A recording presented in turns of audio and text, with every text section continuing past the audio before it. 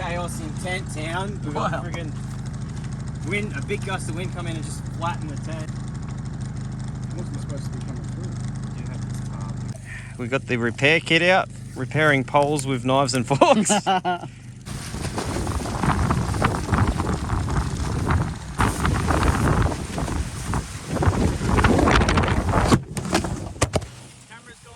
We got hit by a freak, I'm going to call it a tornado, came through camp.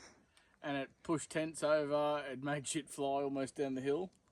But with Woody's quick reaction time and my pure muscle, we ended up making a bit of a meal of it, but we got it happening. Poor Woody's tent is busted in 4 spots. We've used half a drawer of cutlery to stiffen these things up.